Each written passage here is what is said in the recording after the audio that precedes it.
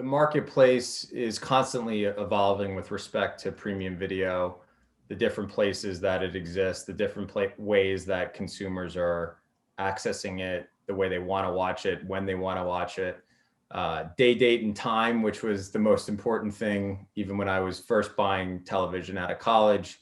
For certain things is still super relevant, cultural moments, live moments, sports, etc. But other than that, we see massive shifts, right? And like I said, in terms of consumer behavior, the way that inventory is being packaged, the way that you can access it, the channels with which you can access it through, and even the definitions of the media types. So it's a monster evolution. I'd say everyone knew that this was coming, and a lot of people have been talking about it for a number of years. Certainly we're on our way there, but this year, I think in the upfront process, you'll see more so than ever before, those worlds coming together a little bit more. So what is that intersection between data and audience buying, and more traditional age and demo? How is that sort of changing? And also, how is that market changing from a calendar perspective? In terms of timing, I think that the big negotiations, especially the ones with the traditional media companies and the big brands and agencies that represent the lion's share of dollars in the market still for the premium television content space, still for the most part happen in the traditional upfront time period of, June through the summer, hopefully not the whole summer, and get placed on that broadcast calendar of October through September. There are certainly clients and agencies that do more of a calendar upfront. The digital deals, historically speaking, have happened in a calendar perspective, whether that's platform or digital publishers. And as the platforms and digital publishers become more relevant and more prominent in the long form premium content game, more of that inventory gets pushed into the upfront process. So I'd say that I could see more of the digital-like negotiations entering the traditional upfront from a timing standpoint, more so than the other way around, is at least the perspective that I've seen. So buying and optimizing CTV is a lot different, I guess, in many ways.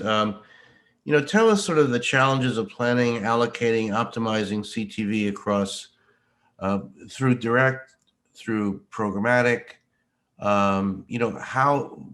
What are those opportunities and what are those challenges to buying CTV from the buy side perspective?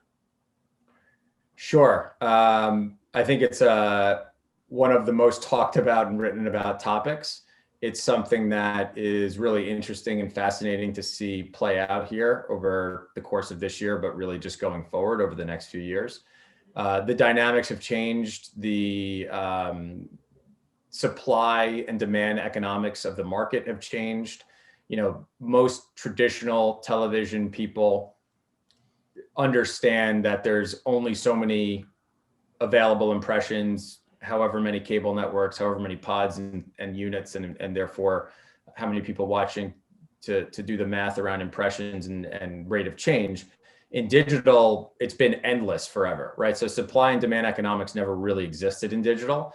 Now, what's happened is that there's been a real change in the quality of inventory that's available through CTV channels, through new providers, through Amazon, through Roku, through traditional media companies that have started or bought streaming services. And because of that, the worlds have really blended a lot. And you have a lot of different complexities. You have endpoints that are seemingly endless for the media companies to manage, the MVPDs and the streaming distributors and the actual cable companies that have digital properties, so on and so forth. So because of all of these dynamics, it's really hard to nail down how to plan and buy CTV. I think there's still the linear extension type, if you will, right? Bought on the same age and gender as linear television, extended into the same environments through a CTV channel. Then there's audience-based buying and data and targeting and using platforms, which is happening more and more, certainly. Most of that today, I would say, is still not the linear dollars per se. I think you'll see a shift in that this year, but it still hasn't reached mass adoption, which is, again, widely reported and known.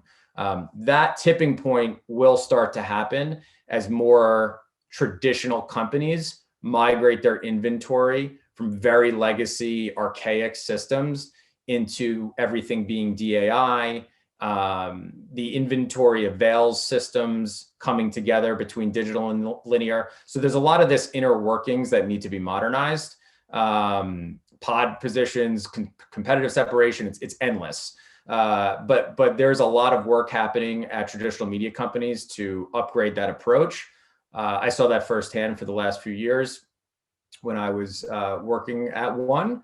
But it's a non-trivial effort, but one that I think is critical in order to really unlock fluidity between CTV and linear upfront type buying. Now, Jay, you're very involved with Epsilon integration with Publicis Media. Tell us how that integration can impact TV buying or video buying, and what are the prospects there? Yeah, so we're really excited about the Epsilon acquisition, which is now approaching 2 years, believe it or not, since that happened. And the ability to take their products and services and data and capability out to group clients. And that's been happening certainly since the beginning of the acquisition through new business and lots of other things that the group has employed.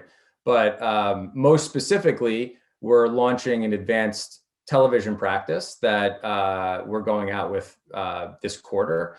And it's taking advantage of Epsilon technology and data and capability and automation, and bringing an even more valuable, differentiated capability to group clients. And we're really excited about that because Publicis Media is the leader in the US market.